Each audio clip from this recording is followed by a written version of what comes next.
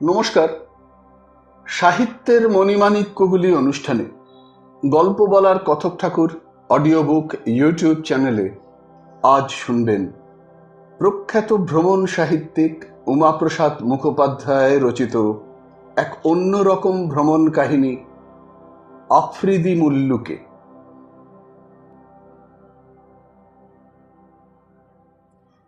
বদ্রীনাথ থেকে খাইবার গিরিপথে একই যাত্রায় নয়, তবে একই বছরে, তাও সাম্প্রতিক কালে নয়, সেই 1928 সালে মে মাসে চলি কেদারবদ্রী, হিমালয়ের সেকালের দুর্গম তীর্থ।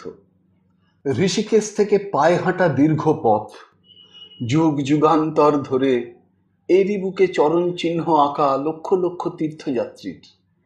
সেই অন্তহীন নিরন্তর যাত্রার ধারা এখনো বয়ে চলে। সারি সারি যাত্রী দল, মুক্তিকামী সাধু সন্ত, পুণ্যলোভী নরনারী, হিমালয় প্রেমিক পরিব্রাজক, সারা ভারতের সর্বপ্রদেশ থেকে তাঁরা আসেন। এই প্রাচীন তীর্থপথে তাঁদের পদধ্বনি যেন জাগিয়ে রাখে শাশ্বত ভারতের চিরন্তন হৃদস্পন্দন। বোঝা যায় অদৃশ্য কোন এক স্বর্ণসূত্রে গাঁথা থাকে ভারতবাসীর অন্তরাত্মা। চারিপাশে হিমালয়ের উত্তরাপথের উত্তুঙ্গ গিরিশ্রেণী, যেন জটাজুটোধারী ধ্যানরত প্রাচীন ঋষিবৃন্দের সমাবেশ।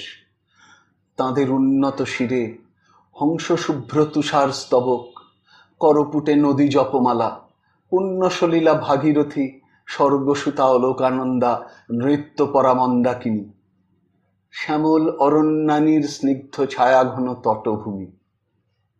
আর সেকালের গাড়োয়ালবাসী কপর্দকশূন্য দৈন্যের মাঝেও মুখ ভরা প্রসন্ন হাসি, বুক ভরা সুখ, সুগভীর প্রশান্তি। তীর্থযাত্রীর নিঃস্বার্থ সেবারত, নিরীহ নির্লোভ সরল মানুষের দল। মারামারি, কাটাকাটি, চুরি ডাকাতি এসব তাদের স্বপ্নেরও অতীত। সেখানে হিমালয়ে সাধুর আশ্রম, তপস্বীর তপভূমি, পাহাড়ের চূড়ায় নদীর তীরে দেবদেবীর দেবায়তন। নৈসর্গিক শোভায় বিমুগ্ধ হয়ে চলে ভক্ত তীর্থযাত্রী। ক্লান্ত অবসন্ন দেহ, তবু মন ভরা আনন্দ ও শান্তি। অপরদিকে ভারতের উত্তর পশ্চিম প্রান্তের পার্বত্য প্রদেশ, পেশোয়ার, খাইবার, আফ্রিদিদের দেশ। সেখানেও পাহাড়ের বুকে আঁকা ভারতের বহু যুগের ইতিহাসের পদচিহ্ন, কিন্তু সম্পূর্ণ ভিন্ন তার রূপরেখা। রুক্ষ রুদ্র তরুলতা শূন্য পাহাড়, দুর্ধর্ষ সেখানকার মানুষ, যুদ্ধ তাদের খেলা, বীরত্ব ব্যঞ্জক তাদের জীবনধারা, শান্তি শৃঙ্খলার ধার ধারে না। সেখানে গিরিশিরে মন্দিরের শান্ত শোভা নয়, উগ্রমূর্তি পাথর গাঁথা দুর্গ। মানুষের হাতে সেখানে জপের মালা নয়, রাইফেল, বন্দুক, আগ্নেয়াস্ত্র। প্রাচীন ভারতের ইতিহাস সেখানে রচিত হয় রক্তাক্ষরে, রণাঙ্গনে। তার কারণও থাকে। হিন্দুকুশের দুর্লঙ্ঘ গিরিপ্রাচীর ভেদ করে আরও নেমে এসে উত্তর পশ্চিম ভারত ভূমিতে প্রবেশের সেকালে সেই ছিল সিংহদ্বার। অতিকায় অজগরের মতন পাহাড়ের মধ্যে দিয়ে এঁকে বেঁকে নেমে আসে সর্পিল গিরিবর্ত, ইতিহাস প্রসিদ্ধ খাইবার পাস। এখন আর ভারতের প্রবেশদ্বার নয়, নতুন দেশ পাকিস্তানের। কিন্তু যে সময়কার এ কাহিনী, তখন ছিল ভারতেরই অন্তর্গত।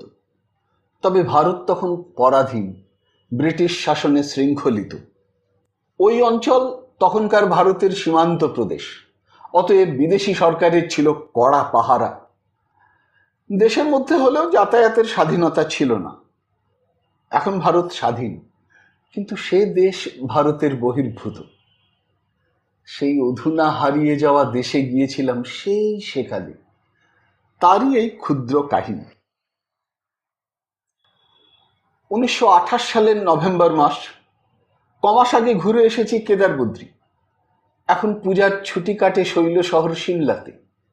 কলকাতায় ফেরার দিন এগিয়ে আসে। হঠাৎ ঠিক করি, হাতে এখনো তো কদিন সময়, যাই না কেন পেশোয়ার, খাইবার পাস দেখে আসি। সঙ্গীও পেয়ে যাই। অতি নিকট আত্মীয় বন্ধু এবং তার বৃদ্ধ পিতা। ঠিক হয় যাবার পথে অমৃতসর, লাহোর, তক্ষশিলাও দেখে যেতে হবে। 9ই নভেম্বর যাত্রা শুরু। কালকায় নেমে রাত্রে ট্রেন ধরা হয়। পরের দিন সকালে অমৃতসরে নামি। একটা পাঞ্জাবি হোটেলে একবেলার জন্য আশ্রয় নেওয়া হয়। শিখেদের বিশ্ববিখ্যাত স্বর্ণ মন্দির মনে ভক্তি ও আনন্দ জাগায়। জালিয়ানওয়ালাবাগের বুকে মদন্মত্ত ব্রিটিশ রাজের চিরকলঙ্কময় কুকীর্তির লাঞ্ছন ভৃগুপদ চিহ্নের মতো ভারত মাতা ধারণ করেন দেখি। পরাধীনতার গ্লানি অন্তরে ব্রিটিশ বিদ্বেষের ইন্ধন যোগায়। আবার শহরের আর এক প্রান্তে শিখবীর রঞ্জিত সিংহের দুর্গ দেশ জননীর ভক্ত সন্তানের গৌরব কাহিনী প্রচার করে। শিখেদের খালসা কলেজেও যাই। শহরের জনতাবহুল বাজারেও ঘুরি। বেলা বাড়ে। শহর দেখার বাসনাতৃপ্ত মন ও ঘোরাঘুরিতে ক্লান্ত দেহ নিয়ে হোটেলে ফিরি। কিন্তু দ্বীপ্রহরের ভোজনে তৃপ্তি দেয় না। আমিষ প্রধান মশলাবহুল পাঞ্জাবি খাদ্য, নিরামিষাশী বাঙালি যাত্রী, পিতৃতুল্য বৃদ্ধ সঙ্গী সহাস্যে অনুযোগ করেন, বাপু হোটেলে কদিন এভাবে খাওয়া চললে হয়েছে আর কি। বলি, ঠিকই বলেছেন, আর এ ধরনের পাঞ্জাবি হোটেলে খাওয়া নয়, ভিন্ন ব্যবস্থার চেষ্টা করা যাবে। দুপুরের ট্রেন ধরে লাহোরে চলি। 1.5 ঘন্টার মধ্যে পৌঁছে যাই। লাহোরে রাত কাটানোর উদ্দেশ্য নেই। শহর দেখে রাত্রে রাওয়ালপিন্ডির ট্রেন ধরতে হবে। সেই মতো স্টেশনে নেমেই রাত্রের ট্রেনে 3টে বার্থ রিজার্ভ করা হয়। মালপত্র স্টেশনেই থাকে, লেফট লাগেজে। হালকা হয়ে ঘুরে বেড়ানোর অনেক সুবিধে। কিন্তু ঘোরা শেষে রাত্রের আহার মতলবাটি মনে মনে। স্টেশন থেকে ট্যাক্সি নিই, বলি চলো ট্রিবিউন দপ্তরে। লাহোরের দৈনিক সংবাদপত্র ট্রিবিউন, খ্যাতনামা বাঙালি সম্পাদক শ্রদ্ধেয় কালীনাথ রায়। 7 বছর আগে 1921 সালে বাবার সঙ্গে যখন প্রথম লাহোরে আসি, দেখেছি কালীনাথবাবু প্রায়ই আসতেন তার সঙ্গে দেখা করতে। পত্রিকার অফিসের সামনে গাড়ি থামে, সঙ্গীদের বলি একটু অপেক্ষা করুন, এখনই আসছি। সম্পাদকের ঘরে ঢুকি, দেখে চিনতে পারেন না, পারার কথাও নয়। পরিচয় পেতেই চেয়ার ছেড়ে উঠে বুকে জড়িয়ে ধরেন, সস্নেহে বসতে বলেন। জানাই এখন বসা নয়, গাড়িতে 2 জন সঙ্গী রয়েছেন। তাদের পরিচয় দিই, আমাদের প্রোগ্রামও বলি। এখনই শহর ঘুরতে যাব। ট্যাক্সির ড্রাইভারকে ডেকে আনি, তাকে বলে দিন এই একবেলার মধ্যে কোথায় কি দেখা যেতে পারে। ঘোরা সেরে আপনার বাড়িতে নিয়ে যাবে, তখন সেখানে নিশ্চিন্ত হয়ে বসা, রাত্রে রাওয়ালপিন্ডির ট্রেন ধরা। তিনি হাসেন, বলেন একেবারে ঘোড়ায় চড়ে আসা দেখছি। কিন্তু এইটুকু সময় লাহোরের আর কি দেখবে? আজ শুধু শালিমার বাগ, শাহাদারা দেখে শহরের মধ্যে একটা চক্কর দিয়ে চলে এসো। পেশোয়ার থেকে ফেরবার পথে এখানে অন্তত 1 দিন কি 2 দিন কাটিয়ে যেও, তখন ফোর্ট, মিউজিয়াম ইত্যাদি সব দেখবে। সব ব্যবস্থা করে রাখবো। সেই মতোই তখনই ঘুরতে চলি। দেখে আসি শাহাদারার সুরম্য উদ্যানের মধ্যে মোগল সম্রাট জাহাঙ্গীরের কারুকার্যময় শ্বেত পাথরের সুদৃশ্য সমাধিসৌধ, সদর্পে ও সগৌরবে মাথা তুলে। আর তারই অদূরে তাঁরই প্রিয়তমা মহিষী, মোগল সাম্রাজ্যের প্রকৃত সর্বময়ী সম্রাজ্ঞী, অশেষ রূপগুণবতী যশস্বিনী নূরজাহানের নগণ্য সমাধিক্ষেত্র। পাথরের অতি সাধারণ সামান্য এক টুকরো গাঁথনি, নিরলঙ্কার, নিরাভরণ, প্রভাহীন। সেই মনস্বিনী রমণীর দুঃখময় শেষ জীবনের যেন বিষাদ ছায়া মলিন। সমাধির বুকেও তাই উৎকীর্ণ করা এই শায়েরি। বরম যার ই মা ঘরিবান, নাই চিরাঘি নাই ঘুলি, নাই পর ই পরওয়ানা সুজদ, নেই সদাই বুলবুলি। সত্যেন্দ্রনাথ দত্তের অনুবাদে, গরিব গোরে দ্বীপ জেলো না, ফুল দিও না কেউ ভুলে, শ্যামা পোকার না পড়ে পাক, দাগা না পায়ে বুলবুলে। ভাবি ভাগ্যবিধাতার কি সকরুণ বিধান। শহর ঘুরে কালীনাথবাবুর আবাসস্থলে আসি। ভারত বিল্ডিংসে পরম পরিতৃপ্তির সঙ্গে সান্ধ্য আহার হয়। কালীবাবু সুপরামর্শ দেন, ওসব পাঞ্জাবি হোটেলে তোমাদের পোষাবে না। রাওয়ালপিন্ডি, পেশোয়ার দু জায়গাতেই কালীবাড়ি রয়েছে, থাকা খাওয়ার ভাবনা নেই। বাঙালির প্রতিষ্ঠিত কালীবাড়ি এসব। বিদেশে বাঙালির কত বড় আশ্রয় দেখবে। রাত্রে ট্রেনে শুয়ে শুয়ে ভাবি বাংলার বাইরে বাঙালিদের কথা। সেকালে তাদের অনেকেরই বিদেশে নিজ নিজ কর্মক্ষেত্রে দেশব্যাপী খ্যাতি ও প্রতিপত্তি। আগন্তুক অপরিচিত বাঙালিদের সাদরে ডেকে এনে নিজ গৃহে আশ্রয় দেন। প্রবাসে কালীবাড়ি স্থাপনা করে বাঙালিদের সাময়িক থাকবার পাকা ব্যবস্থা করেন। আশ্চর্য কি! তাছাড়া বাঙালিরা তো অনেকেই মায়ের ভক্ত। আমারও জন্ম কালীমাতার খাস এলাকার মধ্যে, ভবানীপুরে। ছেলেবেলায় দেখেছি দোকানে বিক্রি করা মাংস বাড়িতে ঢুকতে পেত না। কালীঘাটে মায়ের কাছে বলি দেওয়া ছাগ মাংসই শুধু আনা চলত। সেসব প্রথা কোন কালে লোপ পেয়ে গেছে। মায়ের প্রতি ভক্তি প্রদর্শনও কত বিচিত্রভাবে রূপ নিত। মনে পড়ে এক বন্ধুর কাছে শোনা এই লাহোরেরই প্রবাসী এক বাঙালির অতি অদ্ভুত জীবন ও কালীভক্তির কাহিনী। বন্ধুর ভাষাতেই বলি।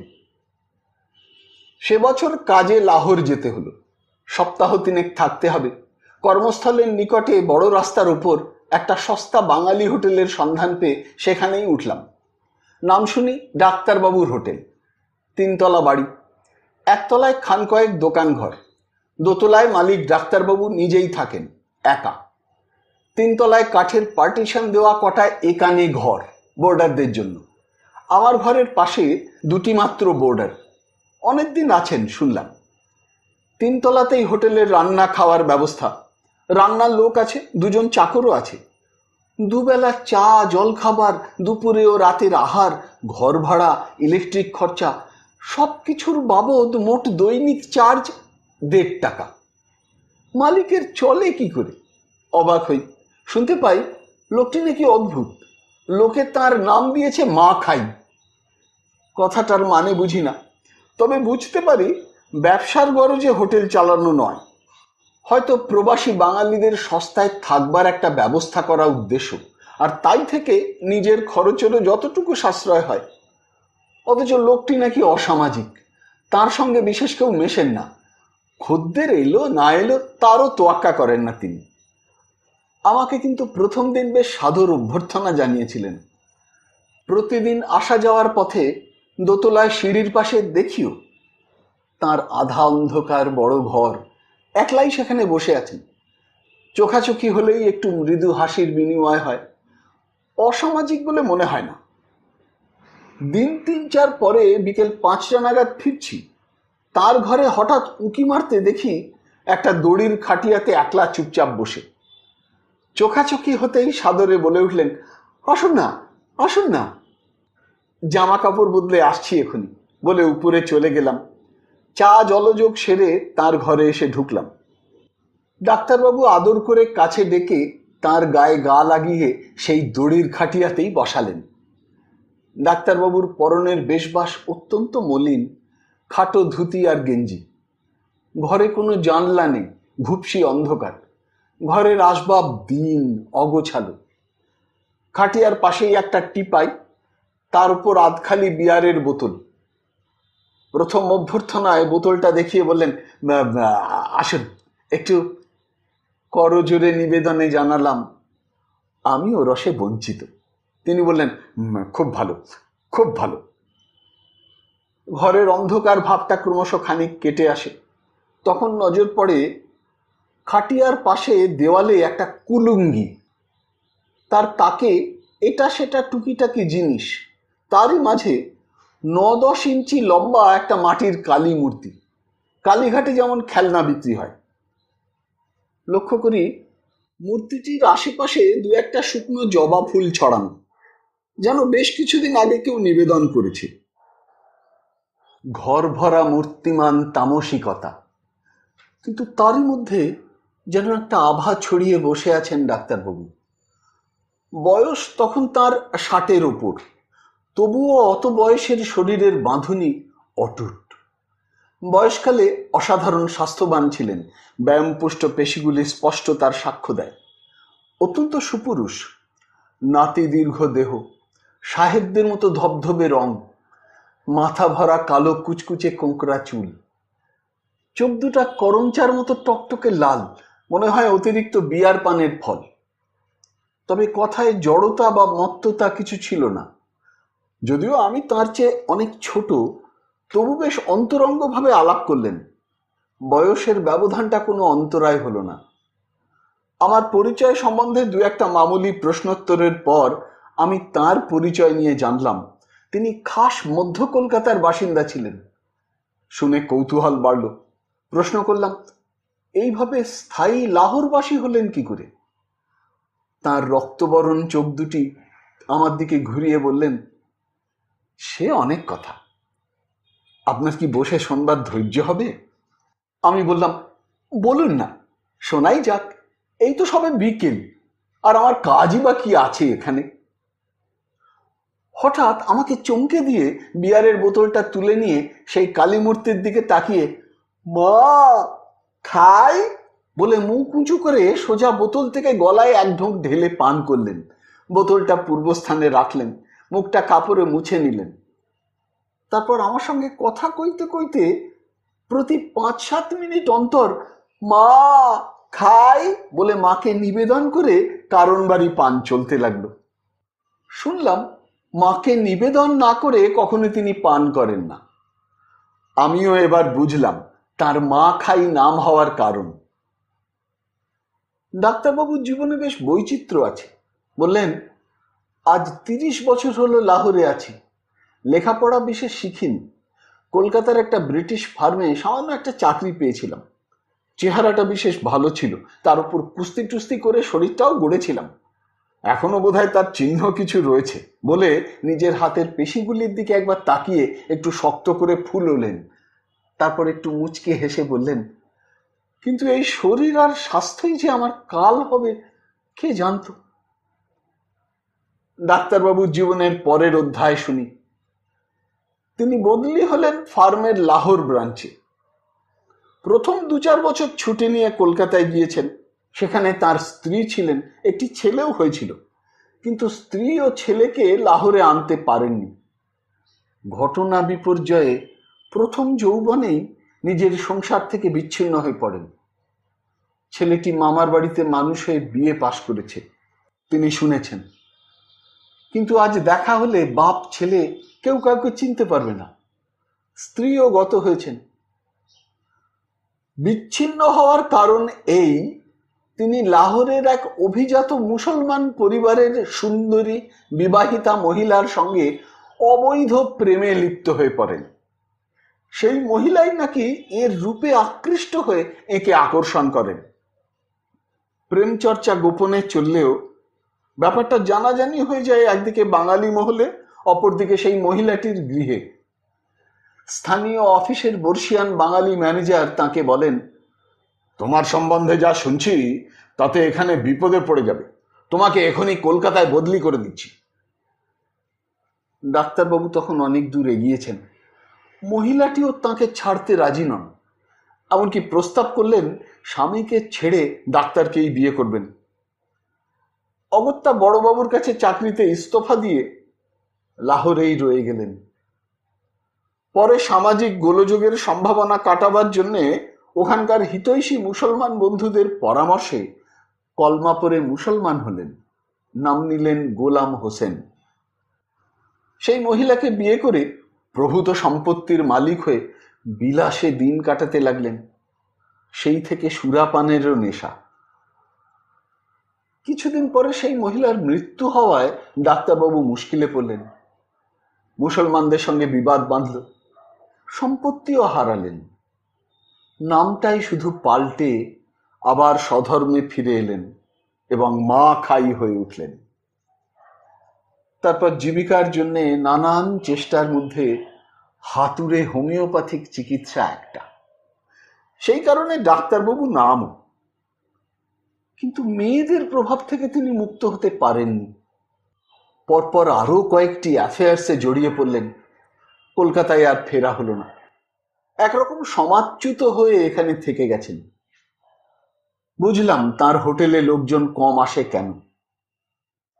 সেদিন বিদায় নিলাম। এই কনফিউশনস শোনবার পরও মাঝে মাঝে ডাক্তারবাবুর সঙ্গে আড্ডা দিয়েছি, প্রতিবারই মা খাই শুনেছি। একটি বর্ষীয়সী ভদ্র পাঞ্জাবি মহিলাকে ডাক্তারবাবুর সঙ্গে ঘনিষ্ঠভাবে মিশতে দেখেছি। তার কোনো গোপনতা ছিল না। ফুটফুটে একটি ছোট ছেলে, তার পৌত্র বলেই শুনতাম, সঙ্গে সঙ্গে থাকতে। ডাক্তারবাবুর সঙ্গে সহজ বন্ধুতা ছাড়া অন্য কোনো রকম সম্বন্ধের সন্দেহ হতো না, কিন্তু মনে হতো তিনিই অর্থ সাহায্য করে হোটেলটি ও মা খাইকে বজায় রেখেছিলেন। এবারের মতো আমার লাহোর বাস শেষ হয়। জিনিসপত্র গুছিয়ে টাঙ্গায় ওঠার আগে ডাক্তারবাবুর কাছে বিদায় নিতে যাই, তার পাওনা গন্ডা মিটিয়ে দিই। ডাক্তারবাবু খুব সৌজন্য সহকারে আমার করমর্দন করে বিদায় জানান।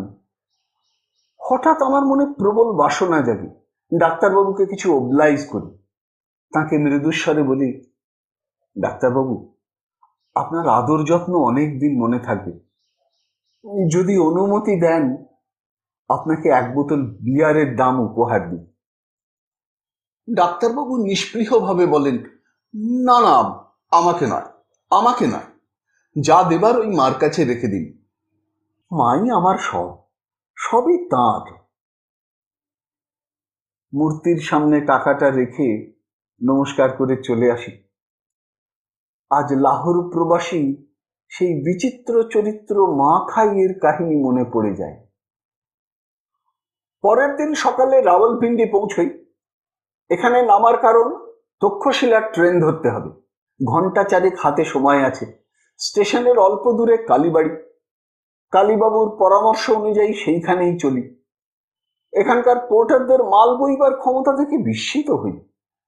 এ কয়দিন আমাদের 3 জনের বেডিং, ব্যাগ ইত্যাদি বইতে 2 জন পোর্টার হিমশিম খাচ্ছিল। এখানে একজনই স্বেচ্ছায় ও অনায়াসে সব মাল নিয়ে চলে, মাথায়, কাঁধে, পিঠে, 2 বগলের তলায়, আবার হাতে ঝুলিয়েও কেমন গুছিয়ে নিয়ে যায়। দেখায় যেন চলন্ত মালগাড়ি। রূপকথার দৈত্যের মতো বিশাল দেহ। কলকাতার নিউ মার্কেটের সেই সব মেওয়া ও ফলের স্টলের পেশোয়ারি দোকানদারদের জাত ভাই, দেখেই বোঝা যায়। স্টেশনের বাইরে আসতেই এক ট্যাক্সিওয়ালা ধরে, ভাবে কাশ্মীর যাত্রী। দূরে দেখা যায় হিমালয় শৈলশ্রেণী। মন যেন টানতে থাকে। কৌতূহলী হয়ে শ্রীনগরের ভাড়া জিজ্ঞাসা করি। মাথা পিছু 10 টাকা। কথা না বলে এগিয়ে যাই। সে সঙ্গ ছাড়ে না, মনে করে খদ্দের ফসকায়। বলে, পুরো ট্যাক্সি 30 টাকায় দেব। শুনে লোভ জাগে আমাদের। মুখ চাওয়াচাবি করি। সবারই ইচ্ছে থাকুক পেশোয়ার, ভূস্বর্গ দেখে আসা যাক। এত সস্তায় মোটর। কিন্তু সঙ্গীদের লাহোর থেকে কলকাতায় ফেরবার দিন নির্দিষ্ট হয়ে আছে। ট্রেনের বার্থ রিজার্ভেশনও হয়েছে। 3 দিনে কাশ্মীর শুধু নামেই ঘুরে আসা হবে। তাই লোভ সম্বরণ করতে হয়। কালীবাড়ির দিকে এগিয়ে চলি। সেই কাশ্মীর ভ্রমণ আমার ভাগ্যে ফলে আরো 8 বছর পরে, এই রাওয়ালপিন্ডি থেকেই। কালীবাড়িতে প্রবেশ করি। একতলা বাড়ি, লম্বা দালানের একপাশে মন্দির ঘর। জুতো খুলে সামনে দাঁড়াই, সাষ্টাঙ্গে প্রণিপাত করি। সেকালে তখন চালু ছিল রূপোর টাকা, কাগজের নয়। তাই একটা বার করে প্রণামী দিই। পূজারি এসে দাঁড়ান, টাকাটা তুলে রাখেন। ভাবি মায়ের সেবক বোধহয় তুষ্ট হলেন, প্রসাদ পেয়ে যাবার সময় আরো সন্তুষ্ট করা যাবে। দালানের অপর দিকে একটা ঘর খুলে দেন। তাকে জানাই বেলা 11টায় ট্যাক্সিলার ট্রেন ধরব। এখনো 3 ঘন্টার ওপর দেরি। এর মধ্যে কোথায় আহারের কিছু ব্যবস্থা হতে পারে বলুন তো? এখন তো 8টাও বাজেনি। তিনি শুনে ঘাড় নেড়ে বললেন, আরে মশাই, বাংলাদেশ ছেড়ে পশ্চিমের কোন মুল্লুকে এসেছেন জানেন? সে কথা বলবেন না। এখানে দিনে 2 বার 8টা বাজে মশাই। এ ভারতবর্ষের পূর্বাঞ্চল নয়, খাস পশ্চিম প্রান্ত, একেবারে উল্টো দিক। কোথাও কোনো ব্যবস্থা পাবেন না। পেশোয়ারি সরাইখানা বলে যা আছে, সেখানে কি আর আপনাদের চলবে? তবে নিজেরাই যদি করে নিতে পারেন, এই দালানের কোনায় রেঁধে নিন। উনুন পাতার ভাবনা কি? বাগানে ওই কত বড় বড় পাথর পড়ে, গোটা তিনেক তুলে এনে সাজিয়ে ফেলুন, কত সুবিধে বলুন তো। বলি, তা ঠিক, রান্নার দুটো পাত্র। তিনি অমায়িক হাসি হেসে বলেন, পাবেন বই কি মশাই, পাবেন। বাজারে মাটির হাঁড়ি পাবেন, চাল ডাল সবজিও মিলবে, কোনো কিছুর অভাব হবে না। মায়ের বাড়িতে এসেছেন, ভাবনা কিসের? বলি, তা তো বটেই, তবে বাজারটা কোন দিকে, দূরে নাকি? বছর 7-8 শ্যামবর্ণ নাদুস নুদুস একটি বালক ইতিমধ্যে পূজারীর পাশে এসে দাঁড়িয়েছে। এক মনে আমাদের কথাগুলো গিলছিল। উৎসুক হয়ে সেই বলে, বাবা, সঙ্গে গিয়ে দেখিয়ে দেবো বাজার কোথায়? চলুন না, এই তো এইখানে। তাকে সঙ্গে নিয়ে আমরা দুই বন্ধু তখনই বেরিয়ে পড়ি। বন্ধুর বাবাকে বলি, আপনি একটু বিশ্রাম করুন, মুখ হাত পা ধুয়ে নিন। বড় রাস্তা ধরে বাজারের দিকে চলি। ছেলেটি সরল, বালক সুলভ কৌতূহল আছে, নিজে থেকেই অনর্গল কথা বলে, প্রশ্ন করে। ভাষা বাংলা, কিন্তু হিন্দি উর্দু মেশানো, কোথায় অদ্ভুত টানও। কলকাতা কখনো দেখেও নি, বলে দেখবো কি করে, এখানেই তো জন্মেছি, আর কি কোথাও গিয়েছি? নিজেদের সংসারের খবর দেয়। মা রয়েছেন, দিদি আছে। দিদি সারাক্ষণই শুয়ে শুয়ে বই পড়ে, কোনো কাজ করতে চায় না। মা বকেন, ঝগড়া হয়, আর মা খাটছেন দিন রাত। মায়ের সঙ্গে বাবারও কেবল বকাবকি চলে। কেন জানেন? বলে বড় বড় চোখ তুলে আমাদের দিকে তাকায়, এক গাল হেসে বলে, দিদির বিয়ের কথা নিয়ে। সেই যদি শোনেন ভারী মজা। এই তো বাজার চলে এলাম, কত নজদিক দেখলেন। চাল ডাল আলু কপি মটরশুঁটি হাঁড়ি কাঠ মশলাদি কিনে ফেরা হয়। তখন এইসব কাজে তেমন হাত পাকেনি, তবুও নিজেদের হাতে রান্না খিচুড়ি ক্ষুধার্ত মুখে সুস্বাদু লাগে। খাবার সময় পূজারীর ছেলে একটা পাত্রে লঙ্কার আচার এনে সামনে রাখে, বলে ভেতর থেকে মা পাঠিয়ে দিলেন খিচুড়ির সঙ্গে খাবেন বলে। খেতে প্রকৃতই মুখরোচক লাগে। বন্ধু চুপি চুপি বলে, হ্যাঁ রে, আড়াল থেকে তাহলে দেখছিলেন নাকি? যাবার আগে মন্দিরে আবার প্রণাম করে যাই। এবার আর টাকার প্রণামই নয়, নিছক ভক্তি ভরে মায়ের কাছে বিদায় নেওয়া। পূজারী সদর রাস্তা পর্যন্ত এসে এগিয়ে দেন, করুণা মিশ্রিত উদ্বেগ দেখিয়ে বলেন, তাই তো মশাই, আপনারা আবার পেশোয়ার চলেছেন, সেখানেও কালীবাড়িতেই উঠবেন নিশ্চয়ই, থাকবেনও তো 2-3 দিন। একটু সাবধান করে দিই, আমার ভাগ্নে হলো সেখানকার পূজারী, সে আবার কিরকম অসভ্য রকমের, বৌমাও বদ্রাগী, সে কি আপনাদের তেমন যত্ন নেবে? এক কাজ করবেন, বরং ওখানে নেত্যবাবু থাকেন, আমার নাম করে তার কাছে যাবেন, তিনি সব ব্যবস্থা করে দেবেন।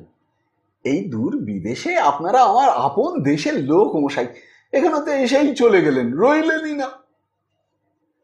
তাকে ধন্যবাদ জানিয়ে বিদায় নিই। স্টেশনের পথে যেতে যেতে হাসাহাসি করি। বন্ধুর বাবা বলেন, মামা দেখা গেল, এবার চল ভাগ্নে দেখা যাক। ট্যাক্সিলা রাওয়েলপিন্ডি থেকে মাত্র মাইল 20 দূরে। রেলওয়ে টাইম টেবিলে ছোট হরফে ছাপা নাম, ছোট স্টেশন বলি। দ্রুতগামী ট্রেন ধরে রাখার তার মর্যাদা নেই, সেই কারণেই আমাদের রাওয়ালপিন্ডিতে নামা, ট্রেন বদল করা, মন্থর গতি ট্রেন ধরা। 20 মাইল পথ যেতে 2 ঘন্টা নেয়। জানালার ধারে বসে দেখতে থাকি। দুপুর বেলা, বাইরে কার্তিক মাসের নতুন পড়া শীতের দিনের রূপলি রোদ, দূরে আকাশের গায়ে হিমালয়ের সুদীর্ঘ নীলাভ ছায়া, নিকটে ছোটখাটো পাহাড় টিলা, জনপ্রাণীহীন প্রান্তর, হঠাৎ 2-1টা গ্রাম। রেলের গতির তালে মনও ছুটে চলে, হারিয়ে যায় চোখের দেখা দৃশ্য। স্মৃতিপটে ফুটে ওঠে সুদূর অতীত। ভাবি, চলেছি ট্যাক্সিলায়। এ তো বিদেশি গ্রিক ও রোমানদের মুখে উচ্চারিত প্রাচীন ভারতীয় নাম তক্ষশিলার বিকৃতি। আজ নিষ্প্রাণ নগণ্য এক ক্ষুদ্র রেল স্টেশন, চারিদিকে ধুধু করে যেন শ্মশান ভূমি, মাটি খুঁড়ে বার করা ধ্বংসস্তূপ। অথচ বহু শতাব্দী ধরে এইখানেই ছিল প্রাচীন ভারতের বিশ্ববিখ্যাত নগর তক্ষশিলা। 2500 বছর পূর্বে গান্ধার রাজ্যের রাজধানী।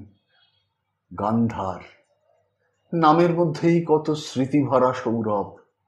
ঋগ্বেদে, অথর্ববেদে, ভারতীয় প্রাচীন বহু গ্রন্থে এই নামের উল্লেখ। রামায়ণের মতে ভরত এই নগর স্থাপনা করে পুত্র তক্ষকে সিংহাসনে অধিষ্ঠিত করেন। সেই তক্ষের নামানুসারে নামকরণ হয় তক্ষশিলা। কালিদাস রঘুবংশের পঞ্চদশ সর্গে এই ঘটনার বর্ণনা দেন।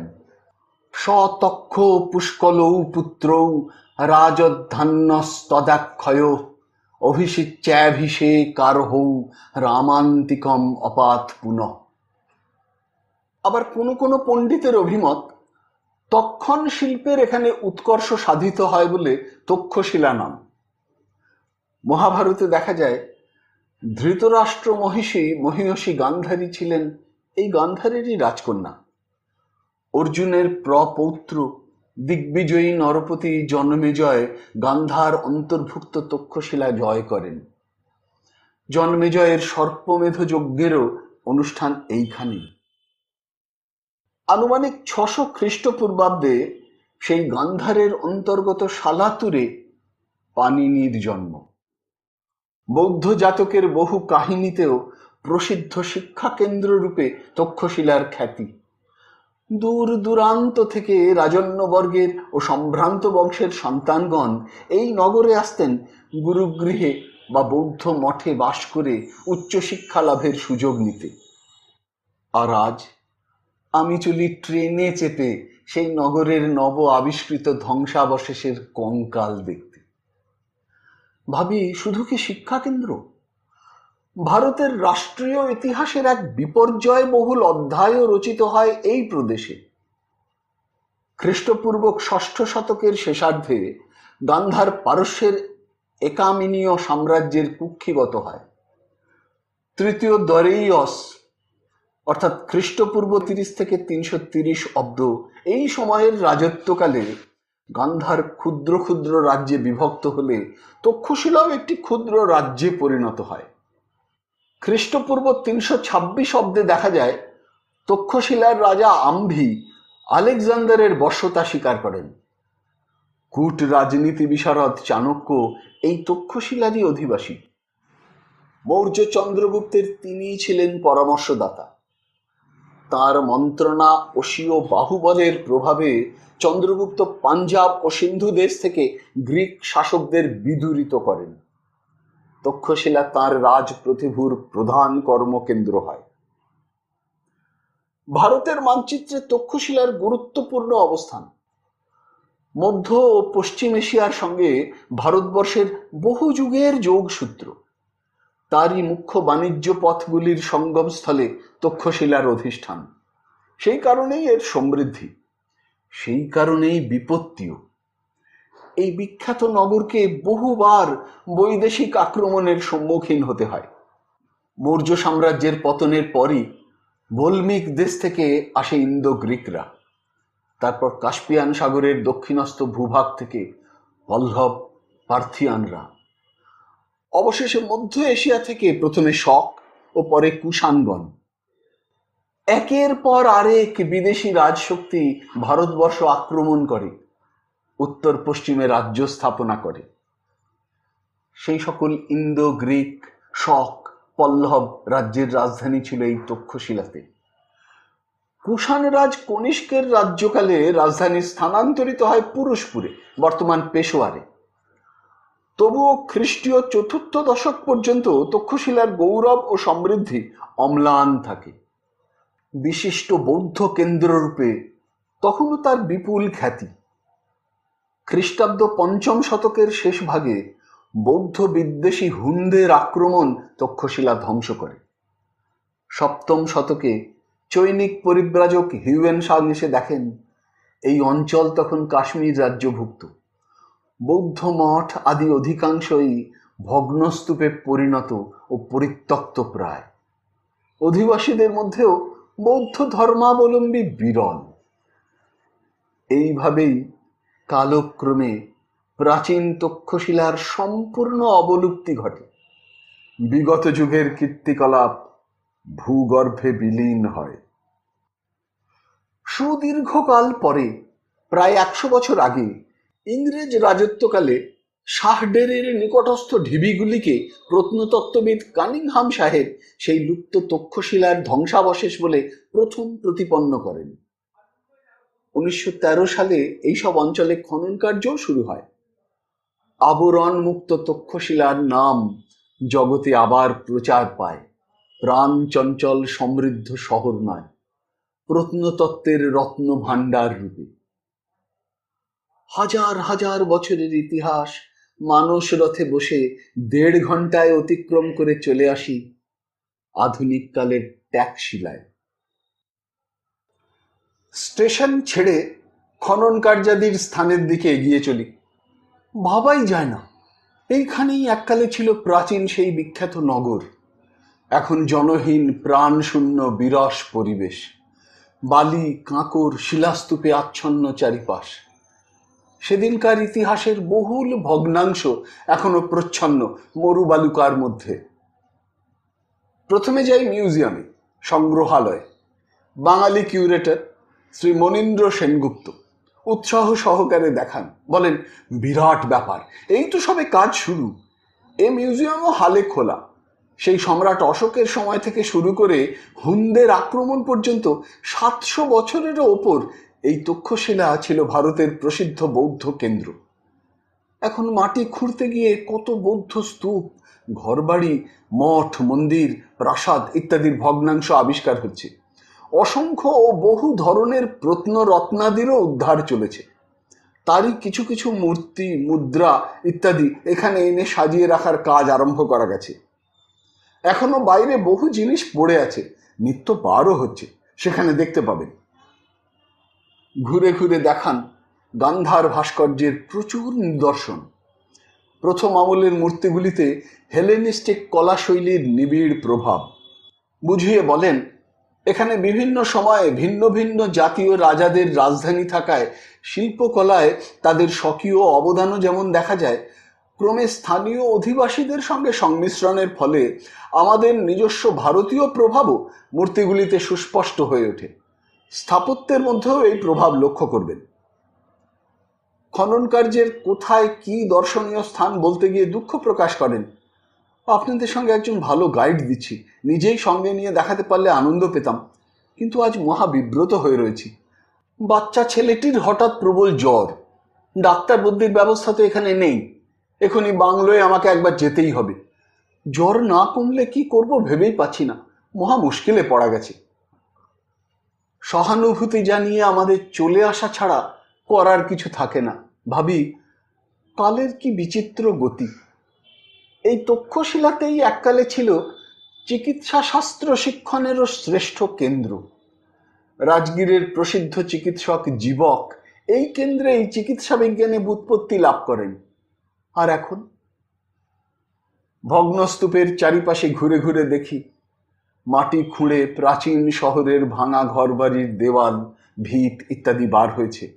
সেকালের পয়ঃপ্রণালী, নগরের পথ, ঘরবাড়ির পরিপাটি নকশা, নগর স্থাপনার সুচিন্তিত পরিকল্পনা, অনেক কিছুই তৎকালীন সভ্যতার উচ্চ মানের পরিচয় দেয়। বিভিন্ন সময়ে নির্মাণ করা 3টি ভিন্ন ভিন্ন নগরের ধ্বংসাবশেষ আত্মপ্রকাশ করেছে। সবচেয়ে প্রাচীন ভিরে, দ্বিতীয় সিরকাপে, তৃতীয় শিরসুখে। এছাড়াও ভগ্নস্তূপ ছড়ানো বহু স্থানেই। করিন্থীয় গাত্রস্তম্ভ, গ্রিক আদর্শানুগ মোল্ডিং ও অলঙ্করণ, পাশ্চাত্য কলাশৈলীর বহু উদাহরণ চোখে পড়ে। তক্ষশিলার মুখ্য স্তূপ ধর্মরাজিকা, তারই চারিদিক ঘিরে ছোট ছোট স্তূপ, সংঘারাম ইত্যাদি। কোথাও সারি সারি বুদ্ধমূর্তি বা বুদ্ধদেবের জীবনের ঘটনাবলী খোদিত। হঠাৎ নজরে পড়ে ধ্বংসস্তূপের মাঝে বুদ্ধদেবের ভেঙে পড়া মূর্তির একটা ছিন্ন মস্তক। স্তব্ধ হয়ে তাকিয়ে দেখি, সেই কোন যুগে শিল্পীর হাতের ছেনির আঘাতে পাথরের বুকে ফুটে উঠেছিল ধ্যানরত বুদ্ধের শান্ত সুন্দর ভাবের অপূর্ব অভিব্যক্তি, সৌম্য দর্শন, প্রশান্ত আনন, আয়ত লোচন।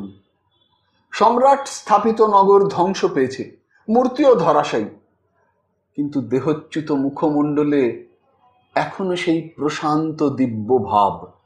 চারিদিকের ভগ্নস্তূপের শ্মশানে নির্বিকার, নিরাসক্ত, আপন মহিমায় অপূর্ব মনোহর শিল্পীর অক্ষয় কীর্তি।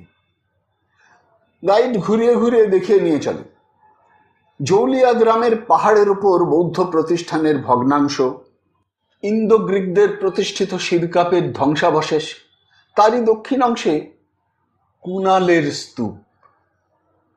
কুণাল ছিলেন মহারাজ অশোকের পুত্র। রানী পদ্মাবতীর গর্ভে তার জন্ম। হিউয়েনসাং এই স্তূপ দেখে রাজপুত্র কুণালের অপাপবিদ্ধ করুণ জীবন কাহিনীর উল্লেখ করেন। বিদ্বান, রূপবান, সচ্চরিত্র কুণালের বিবাহ হয় সুন্দরী কাঞ্চনমালার সঙ্গে। কিন্তু রাজপুত্রের দুর্ভাগ্য, তার বিমাতা প্রধান রাজমহিষী তিস্যরক্ষিতার কাম বাসনা চরিতার্থ করতে অসম্মত হওয়ায় তারই চক্রান্তে রাজাজ্ঞায় কুণালকে এই তক্ষশিলায় পাঠানো হয় বিদ্রোহ দমনের অজুহাতে। বিদ্রোহী প্রজারা তার রূপগুণে মুগ্ধ হয়ে তাকে সাদর অভ্যর্থনা জানায়। কুণাল এই তক্ষশিলার রাজ্যপাল হন। ব্যর্থ মনোরথ, নিষ্ঠুর তিস্যরক্ষিতা তখন চতুরতা করে এক সুযোগে সম্রাটের নামাঙ্কিত আদেশ পাঠান, অবিলম্বে যেন কুণালের দুই চক্ষু উৎপাটন করে তক্ষশিলা থেকে তাকে বহিষ্কৃত করা হয়। পিতৃ আজ্ঞা ভেবে কুণাল তখনই চণ্ডালকে ডেকে পাঠান। আপন দুই চক্ষু তুলে ফেলান। দীনহীন বেশে স্ত্রী কাঞ্চনমালার হাত ধরে পথে বার হন। অন্ধ রাজপুত্র বীণা বাজিয়ে গান গেয়ে ভিক্ষা করে চলেন দেশ থেকে দেশান্তরে। পাটলিপুত্রে এলে রাজা অশোক তাঁদের দেখতে পান, প্রাসাদে ডেকে পাঠান। সমস্ত ঘটনা শুনে স্তম্ভিত হন। তিস্যরক্ষিতার প্রাণবধের আদেশ দেন। কুণাল পিতাকে মৈত্রী ভাবনায় উদ্বুদ্ধ করেন। এক অর্হতের অলৌকিক শক্তির প্রভাবে তার হৃদ দৃষ্টি ফিরে পান। সেই ঘটনারই স্মারক তক্ষশিলায় এই কুণাল স্তূপ। হিউয়েনসাং খ্রিস্টাব্দ 7ম শতকেও লিখে যান, এই স্তূপের সান্নিধ্যে একাগ্র চিত্তে আরাধনার ফলে অনেক অন্ধজনই পুনর্দৃষ্টি প্রাপ্ত হন। সেই কুণাল স্তূপের পাশে দাঁড়িয়ে ভাবতে থাকি, কি বিচিত্র কুণালের এই জীবন। মনে পড়ে অংশত অনুরূপ প্রাচীন গ্রিক উপকথার হিপ্পোলাইটাস ও ফোয়েড্রার কাহিনী। সেখানেও বিমাতা ফোয়েড্রার প্রেম নিবেদন প্রত্যাখ্যান করেন তার সপত্নী পুত্র সংযত চরিত্র হিপোলাইটাস। ব্যর্থকাম ফোয়েড্রা হিপোলাইটাসের নামে মিথ্যা কলঙ্কের দোষারোপ করে আত্মহত্যা করেন। সম্রাট থেসিয়াস নির্দোষ আপন সন্তানের প্রাণ বধ করেন। সেই কাহিনীরই ছায়া অবলম্বনে রচিত ইউরিপিডেসের প্রসিদ্ধ নাটক হিপ্পোলাইটাস সেই কোন অতীতকালে খ্রিস্টপূর্ব 5ম শতকে, আর কুণালের ঘটনা খ্রিস্টপূর্ব 3য় শতকে। ভাবি, অত্যাশ্চর্য মানুষের মনের বিকার জগতের সর্বত্রই, স্থানকালের সীমা মানে না।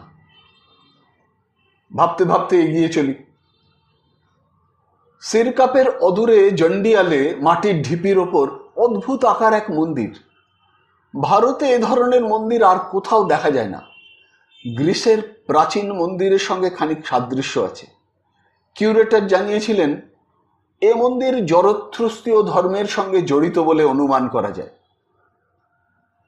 আমাদের এই ভ্রমণের পর 1934 সাল পর্যন্ত ব্যাপকভাবে ও 1944-45 সালে সীমিত রূপে যথাক্রমে জন মার্শাল ও মার্টিমার হুইলারের নেতৃত্বে খনন কার্য চলতে থাকে এবং প্রভূত প্রত্নরত্নরাজির উদ্ধার হয়। মার্শালের গ্রন্থে তক্ষশিলার ইতিবৃত্ত বিস্তারিতভাবে লিপিবদ্ধ হয়। ঘোরা শেষে স্টেশনে ফেরবার পথে কিউরেটরের ছেলের খবর নিই। জ্বর কমতে শুরু হয়েছে। ভদ্রলোক লজ্জা প্রকাশ করেন। তার বাংলোতে নিয়ে গিয়ে আমাদের আপ্যায়ন করা তার সম্ভব হলো না। ট্যাক্সিলা স্টেশনের ছোট ওয়েটিং রুম, বিশ্রাম গৃহ, সেখানেই রাত কাটানোর উদ্দেশ্যে আশ্রয় নেওয়া হয়। সে সময় কলকাতায় শোনা যেত পেশোয়ার অতি ভয়াবহ শহর। রাত্রে সেখানে পথে বার হওয়া বিপজ্জনক, যে কোনো মুহূর্তে আততায়ীর হাতে প্রাণ যেতে পারে। লুটতরাজ তো আছেই। তাই এখানে রাত কাটিয়ে সকালের ট্রেন ধরে পেশোয়ার পৌঁছানো যুক্তিযুক্ত। তখনও প্রচুর বেলা, মাত্র 5টা বেজেছে। এমন সময় প্ল্যাটফর্মে পেশোয়ারগামী এক ট্রেন এসে দাঁড়ায়। শুনি রাত 9টায় সেখানে পৌঁছবে। আমাদের প্রোগ্রামেরও তখনই পরিবর্তন ঘটে। ওয়েটিং রুমে রাত যদি কাটাতেই হয় তবে এখানে কেন? পেশোয়ার নিশ্চয়ই বড় স্টেশন, সেখানেই কাটানো যাবে। অমনি মালপত্র নিয়ে তাড়াতাড়ি ট্রেনে চাপা। ট্রেনে ভিড় নেই, কামরায় আর 2জন মাত্র যাত্রী। দেখেই বোঝা যায় পেশোয়ারি। পরনে সালোয়ার, গায়ে ঝোলা পাঞ্জাবি, ওয়েস্টকোট, মাথায় বিপুল পাগড়ি। একপাশের খালি বেঞ্চ আমরা 3জন অধিকার করি। বেলা এখন 5:30। বলি, কোথা দিয়ে ট্রেন চলেছে এখনো অনেকক্ষণ দেখা যাবে। ইন্ডাস নদীও তো এইবার পথে পড়বে। বন্ধুর বাবা হেসে মনে করিয়ে দেন, রাওয়ালপিন্ডির সেই পুরুত ঠাকুরের বাণী, সে কথা বলবেন না, এখানে দিনে 2বার 8টা বাজে মশাই। কিন্তু 8টার আগেই সন্ধ্যার ছায়া নামে। ইন্ডাসের ওপর বিরাট সেতু আসে, 1885 সালে ব্রিটিশদের তৈরি। ইন্ডাসের ভারতীয় প্রকৃত নাম সিন্ধু। নদীর ধারে আধুনিক রেল স্টেশনের নাম অ্যাটক ব্রিজ। অ্যাটক সংস্কৃত হাটকের অপভ্রংশ। লৌহ সেতু। সশব্দে ট্রেন উঠে চলে। পাহাড়ের মধ্যে দিয়ে বিশাল নদী নেমে আসে, আবছা আলোয় বিচিত্র দেখায়। আঁধার ঘেরা পাহাড়গুলি, নদীর স্বচ্ছ চিকন জলে ক্ষীণ আলোর ঝিকিমিকি, যেন সুদূর অতীত অন্ধকারের অন্তরালে বসে অস্ফুটে নদীর স্রোতে কথা কয়। প্রাচীন আর্য সভ্যতার সঙ্গে সিন্ধু নদের নাড়ির টান। বহু পণ্ডিতের মতে এককালে এই সিন্ধু নদের তট পর্যন্ত ছিল হিন্দু রাজ্যের বিস্তার, ভারতের সীমানা। ঋগ্বেদ থেকে শুরু করে সব প্রাচীন গ্রন্থে, বৌদ্ধ জৈন ধর্মপুস্তকে সিন্ধু নামের উল্লেখ। সুদূর তিব্বতে কৈলাস পর্বতের উত্তরে এই নদের উৎপত্তি। দীর্ঘ 1800 মাইল পথ অতিক্রম করে আরব সাগরে বিলুপ্তি। 2500 বছর আগে পারস্যরাজ প্রথম দরেইয়স, তার কৌতূহল জাগে এই বিরাট নদ কোথায় গিয়ে সাগরে মেশে, কেমনই বা সেসব দেশ। তার তখন ধারণা নীল নদ ছাড়া এই আর একমাত্র নদী যার জলে কুমিরের বাস। ক্যারিয়ান্ডাবাসী গ্রিক স্কাইল্যাক্সের সত্যানুসন্ধানের উপর তার ছিল অগাধ বিশ্বাস। তাই তাঁরই নেতৃত্বে অসম সাহসী এক অভিযাত্রী দল এই উদ্দেশ্যে পাঠিয়ে দেন। স্কাইল্যাক্স কাবুল নদীর বুকে নৌকা ভাসিয়ে এই অ্যাটকে আসেন। তারপর এই সিন্ধু নদীপথে সুদূর সাগর সঙ্গমে চলে যান। স্কাইল্যাক্সই যতদূর জানা যায় প্রথম ইউরোপবাসী যিনি ভারতের প্রকৃত অবস্থার পর্যবেক্ষণে এই অঞ্চলে অভিযানে আসেন। অথচ হেরোডটাসের ইতিহাসের পৃষ্ঠায় সামান্য এক বাক্যাংশ মাত্র এই গুরুত্বপূর্ণ ঘটনার একমাত্র ঐতিহাসিক দলিল। এর প্রায় 200 বৎসর পরে আলেকজান্ডারও এরই নিকটে কোথাও এই সিন্ধু নদ পার হন নৌকার সেতু সাজিয়ে। আজ 2254 বছর পরে আমরাও সেই নদী পার হই অনায়াসে ট্রেনে চেপে। এই অ্যাটকে নদীর পূর্বতটে সম্রাট আকবর রচিত দুর্গ, তারই অপরদিকে সিন্ধু নদের সঙ্গে কাবুল নদের সঙ্গম। কাবুলও প্রাচীন নদী, বৈদিক যুগের কুভা। কোনো কোনো ঐতিহাসিকদের অভিমত এই কুভাই ছিল ভারতের পশ্চিম সীমানা। কুভার জন্ম আফগানিস্তানের উত্তরে, কাবুল শহরের পাশ দিয়ে বয়ে আসে। আফগানিস্তানের সমুচ্চ প্রদেশ থেকে কাবুল ও তার শাখা নদীগুলি পূর্বমুখী নেমে আসে। ওই অঞ্চলে সুলাইমান সফেদ কোহস গিরিশ্রেণী ভেদ করে ক্রম নিম্নভূমি ভারতে প্রবেশ করে ও এই অ্যাটকের নিকটে সিন্ধু নদের সঙ্গে মিলিত হয়। আফগানিস্তান ও ভারতের মধ্যবর্তী এই সফেদ কোহর গিরিরাজির পশ্চিম থেকে পূর্ব দিকে বিস্তার। কাবুল ও তার শাখা নদীগুলিরও তাই সেই পার্বত্য উপত্যকায় গিরিখাত কেটে ভারতবর্ষে নেমে আসা, এবং এ নদীগুলির গতিপথ ধরে খাইবার পাশও সফেদ কোহ শৈলশ্রেণী অতিক্রম করে যায়। সেই খাইবার পাশ দেখার উদ্দেশ্যে আমাদের এই যাত্রা। সন্ধ্যার অন্ধকার ঘনিয়ে আসে।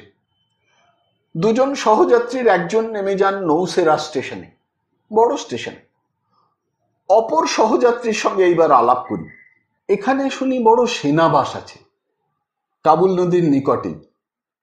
পেশোয়ার আর মাত্র 27 মাইল দূর। পেশোয়ার সম্বন্ধে খোঁজ খবর নিই। বলেন সিটি স্টেশনে নামবেন না, একেবারে ক্যান্টনমেন্ট স্টেশনে গিয়ে নামবেন। ভদ্রলোকের নাম মিস্টার বিরি। পেশোয়ারে ইলেকট্রিক মালপত্রের দোকান। জিজ্ঞাসা করি, স্টেশন থেকে কালীবাড়ি কত দূর? রাত্রিবেলা সেখানে যাওয়া নিরাপদ হবে? প্রশ্ন শুনে ভদ্রলোক আশ্চর্য হন। বলেন, ভয়টা কিসের? এ শহর সম্পর্কে যত সব বাজে গল্প বাড়িয়ে প্রচার হয়। দুর্বৃত্ত লোক কোন শহরে নেই? এখানেও আছে। আমরা তো পৌঁছচ্ছি রাত 9টায়। কোনো দুশ্চিন্তা নেই আপনাদের। স্টেশন থেকে কালীবাড়ি দূর নয়। আমিও যাব ওই পথ দিয়ে, আপনাদের পৌঁছে দিয়ে যাব যাবার পথে। মন থেকে ভাবনার বোঝা নামে। বন্ধু কিন্তু চাপা গলায় মন্তব্য করে, এই লোকটাই পথ ভুলিয়ে আর কোথাও নিয়ে যাবে না তো? যাও, সুরের মতো চেহারা।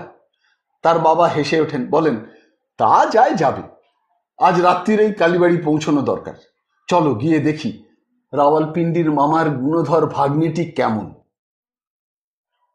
কালীবাড়ি পৌঁছে দেখি অবাক কাণ্ড। কোথায় পেশোয়ার? কোথায় তার ভয়ঙ্করী নিশিথিনীর রূপ কাহিনী? এ যে আলো ঝলমল খাঁটি বাংলা পল্লীর উৎসব রজনী। বিস্তীর্ণ আঙিনা, একতলা লম্বা বাড়ি, চারিপাশে তীব্র বিজলি বাতির শোভা, ব্যস্ত সমস্ত লোকজন, দালানে বড় বড় বঁটি পাতা, স্তূপাকার শাকসবজি, শাড়ি পরা বাঙালি মেয়েরা কুটনা কোটেন। বাইরে শামিয়ানার নিচে বড় বড় উনান, গমগম করে আগুন, প্রকাণ্ড হাঁড়ি কড়া চাপানো, যজ্ঞী বাড়ির ভিয়েনের আয়োজন। মেয়েরাই সব কাজকর্ম করছেন, পুরুষেরা 2-4 জন হন্তদন্ত হয়ে ঘোরাঘুরি করেন। সামনে মন্দির কক্ষে পূজার সাজ সরঞ্জাম, নৈবেদ্যাদির ব্যবস্থাতেও ব্যস্ত বাঙালি 2 প্রৌঢ়া, লাল টকটকে পাড় শাড়ি পরা। আজ যে কালী পূজা জানাই ছিল না। বন্ধুর বাবা হেসে বলেন, তোমাদের হিসেব ছিল না, আমার মনে ছিল। অপরিচিত অতিথি দেখে একজন এগিয়ে আসেন, সাদর অভ্যর্থনা জানান, কালীবাড়ির পুরুত ঠাকুরকে ডাক দেন। ও বিধুবাবু, এদিকে একবার আসুন, কারা সব এসেছেন। বিধুবাবু হাতের কোনো কাজ ফেলে ব্যস্ত হয়ে আসেন। আনন্দ প্রকাশ করে বলেন, আসুন আসুন, কোথা থেকে আসা হলো? অতি শুভ দিনে এলেন, মায়ের পুজো, মা কেমন টেনে আনলেন। এখন বারান্দার ওই কোণে মালপত্রগুলো রাখান, একটু পরে একটা ঘর খুলে দিচ্ছি, থাকবেন, কোনো কিছু অসুবিধে হবে না। আজ অবশ্য প্রসাদ পেতে একটু রাত হবে। বসুন আপনারা, হাতের কাজটা সেরে এখনই আসছি। এখনই পেশোয়ারের বাঙালিরা সবাই এসে যাবেন, আলাপ পরিচয় হবে, বসুন। একে একে অনেকেই আসতে থাকেন, কিন্তু সবাই দেখি কার জন্যে সাগ্রহে অপেক্ষা করেন। কই, ডাক্তারবাবু এলেন না এখনো? আসবেন নিশ্চয়ই, কোথাও কাজে আটকে পড়েছেন। ওর তো আর দিন রাত্রির সময় অসময় বলে কিছু নেই। ওই ওই তো এসে গেলেন। গলা বন্ধ লম্বা গরম কোট গায়ে, স্বাস্থ্যবান দেহ, প্রৌঢ় বয়স, রাশভারী চেহারা। সম্মান দেখিয়ে কেউ কেউ চেয়ার ছেড়ে দাঁড়ান। ব্যবস্থা দি কত দূর? পূজা বসবে কখন? এক ঝলকে আগন্তুক সব খোঁজ নেন। এগিয়ে এসে একটা চেয়ারে জাঁকিয়ে বসেন। তাকে ঘিরে মজলিস জমে ওঠে। নবাগত আমাদের সঙ্গেও আলাপ করেন। তাকে এই প্রথম দেখলেও তার পরিচয় আমাদের অজানা নয়। সেকালের পেশোয়ারের স্বনামধন্য ডাক্তার চারুচন্দ্র ঘোষ। ডাক্তার হিসেবে তার খ্যাতি ও প্রতিপত্তি তো আছেই, কিন্তু বাংলাদেশেও তার নামের প্রচার থাকার কারণ সে যুগের তিনি এক প্রখ্যাত স্বদেশী নেতা, জাতীয় কংগ্রেসের বিশিষ্ট সভ্য, পেশোয়ার কংগ্রেস কমিটির সভাপতি। বন্ধুর বাবার সঙ্গে ডাক্তার ঘোষের এক ভাইয়ের পরিচয় থাকার কথাও প্রকাশ পায়। খাইবার পাস দেখতে আসা আমাদের উদ্দেশ্য শুনে তিনি বলেন, সে তো যাবেনই, এদিকে যারা বেড়াতে আসেন সবাই যান ওদিকটা দেখতে। দেশের বাইরের রূপটা দেখেন, এখানকার অধিবাসী আফ্রিদি তাদেরও দূর থেকে দেখে যান, কিন্তু খাস আফ্রিদিদের গ্রাম দেখবার সুযোগ পান কজন? চলুন আপনাদের দেখিয়ে আনি, ধারণাও করতে পারবেন না লোকগুলোই বা কেমন, তাদের গ্রামই বা কিরকম। কিন্তু যেতে হলে কালই যেতে হয়, তারপর পরশু সকালের ট্রেনে খাইবার যাবেন। লান্ডিকে টালে তো আর রাত কাটাতে পারবেন না, ওই ট্রেনেই আবার পেশোয়ারে ফিরবেন বিকেল 5টায়। আপনাদের লাহোরের ট্রেন ছাড়ে 6:40। উৎসাহিত হয়ে বলি, সে যা হবার হবে পরশু, চলুন কাল আফ্রিদি গ্রাম দেখিয়ে দিন। এ সুযোগ জীবনে আর আসবে না, আর আপনি না নিয়ে গেলে আর কারো দেখানোরও সাধ্য নেই। নিকটের এক চেয়ার ছেড়ে এক তরুণ ভদ্রলোকও প্রবল উৎসাহে এগিয়ে এসে বলেন, ডাক্তারবাবু, তাহলে আমি বা বাদ পড়ি কেন? এতদিন কাটালাম এখানে, তবু আমার ভাগ্যে এমন সুযোগ আসেন। তাকে দেখিয়ে ডাক্তারবাবু আমাদের বলেন, এটি সহজলোক নয়, বাঙালি ছেলে, কার্নিভাল পার্টি গড়ে দেশ বিদেশ দেখিয়ে বেড়াচ্ছে। এই পেশোয়ারে কিছুকাল দেখাল, নাম করেছে খুব, ভিক্টোরিয়া কার্নিভাল। তা সেন, তুমি তো তাঁবু টাবু গুটিয়ে এখন আবার কোন দিকে পাড়ি দিচ্ছ শুনেছি। সেন বলেন, হ্যাঁ স্যার, এবার দলবল নিয়ে করাচি চলেছি। তবু যত কাজই আমার থাকুক, আপনাদের কালকের প্রোগ্রামে আমি আছি। আমার স্পোর্টস কারটা নিয়ে আপনার গাড়ির পিছু পিছু চলবো, রিয়ার গার্ড হয়। ডাক্তার বলেন, ঠিক আছে, বেলা 1টায় রওনা হওয়া। তারপর আমাদের বলেন, গ্রাম দেখে ফিরে এসে কাল রাত্রের খাওয়াটা আমার ওখানেই হবে, পেশোয়ারি রুটি। নানান গল্পে সময় কেটে যায়, রাত্রে প্রসাদ পেতে দেরি হয়। কালী পূজা হবার কথাই, লম্বা দালানে পাতা পেতে পংক্তি ভোজন, মেয়েরাই পরিবেশন করেন। পরিতৃপ্তির সঙ্গে ভোজন পর্ব সমাপ্ত হয়, সুখ নিদ্রায় রাতও কাটে।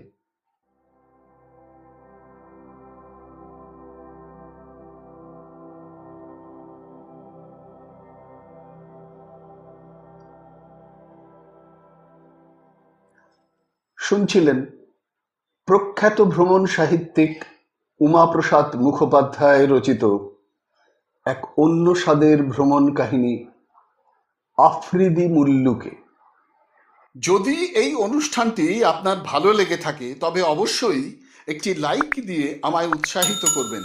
যারা এখনো আমার এই চ্যানেলটিকে সাবস্ক্রাইব করেননি তারা অনুগ্রহ করে সাবস্ক্রাইব বোতামটি টিপে আমার এই চ্যানেলটিকে সাবস্ক্রাইব করে নেবেন এবং ভিডিওর কমেন্ট বক্সে আপনার মূল্যবান মতামত জানিয়ে চ্যানেলটিকে আরও এগিয়ে নিয়ে যেতে আমায় সাহায্য করবেন। ভালো থাকুন, পাশে থাকুন, সুস্থ থাকুন আর শুনতে থাকুন সাহিত্যের মণিমাণিক্যগুলি অনুষ্ঠানটি। নমস্কার।